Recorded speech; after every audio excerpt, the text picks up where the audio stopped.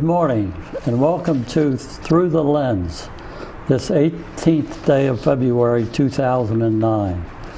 I am Bruce Grant, and as a preface to the interview, I would like to offer the following comments.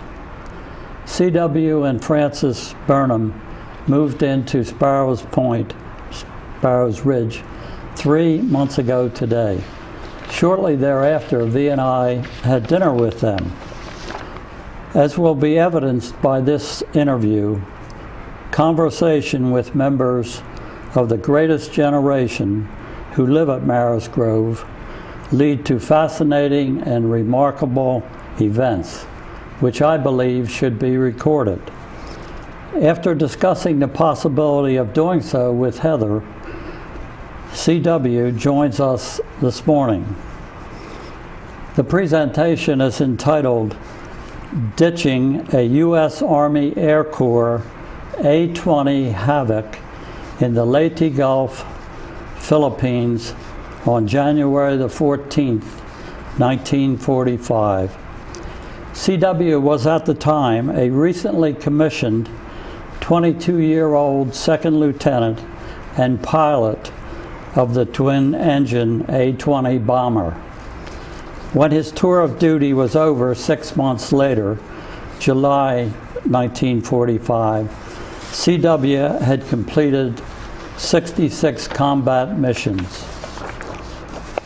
C.W., on January the 15th, 2009, the most famous and miraculous ditching on record occurred on the Hudson River in New York. We had occasion to discuss that ditching when we were preparing for this interview. In a few moments, you will be describing your experience that occurred 64 years ago, including training for ditching. During our discussion, you made a point that very much surprised me, notwithstanding the fact that it is so basic and obvious. Would you share that fact with us? Well, we train for all sorts of flight emergencies over a period of a year, including landing with one engine, landing with wheels up, bailing out, and so forth. But the one thing you can't practice, or one of the things you can't practice, is ditching. Because in the process, you would not only destroy the airplane, but there's a high probability that the pilot himself wouldn't survive the ditching. So we didn't practice ditching, but we did discuss it. Okay. Now most of our viewers will remember where they were on December the 7th, 1941. Where were you on that day in December? Well, I was in my second year at North Texas State College in Denton, Texas. I grew up in Dallas, went to public schools there, and I was in school on December 7th when that announcement was made. I still remember President Roosevelt's radio address of the account of the events, and I also remember, as anybody else who was present probably does, that things were never the same around the campus after that. I can imagine. It was one of those things that everybody had to rethink their life plans, what they planned to do. Every able-bodied male between 17 and 30 began to think about going into one of the armed forces. I took the qualifying exam for Army pilot training, and after I qualified, I enlisted in September 1942.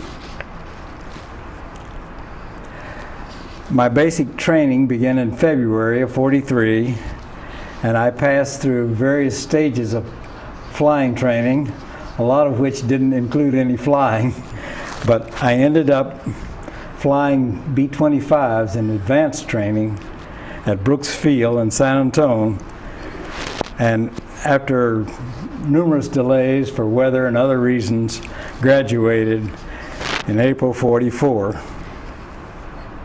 During the same time, while I was in training, I found time to become engaged to my high school sweetheart, Frances, whom I had met as a 10th grader back in high school. Our romance had been slowed down by the fact that we attended colleges 250 miles separated. But Frances graduated from college, had her 21st birthday on April the 10th. I graduated on April the 15th, got my commission, and on April the 18th, we were married. That was a pretty busy week. Well, It was a busy week. We immediately took our honeymoon excuse me, trip to South Carolina, which was my next duty station. My combat training in Charlotte, North Carolina, consisted of learning to fly the A-20 Havoc, which was a beautiful airplane. It was fast, responsive, fun to fly, and well armed for its mission. We called it a pilot's dream plane. From your position behind the controls, you could not only fly the plane, but you fired the 6 .50 caliber machine guns from the nose and released the bombs from the bomb bay. We had one gunner who sat about 20 feet behind us, and we had no communication with him except over the radio. This gunner could fire his machine guns from the turret or from his lower hatch. Training was fun, but it wasn't all fun. I guess there were 2 pilots killed during our training period. I was then sent to Savannah, which was the port of embarkation, and Frances went back to Texas. I ended up in San Francisco after about a week of riding in an uncomfortable train, zigzagging across the United States to confuse the Japanese, who presumably were following our every move. We then flew from San Francisco to New Guinea by sitting in bucket seats on a cargo airplane to Hawaii, Guadalcanal, and then on to New Guinea.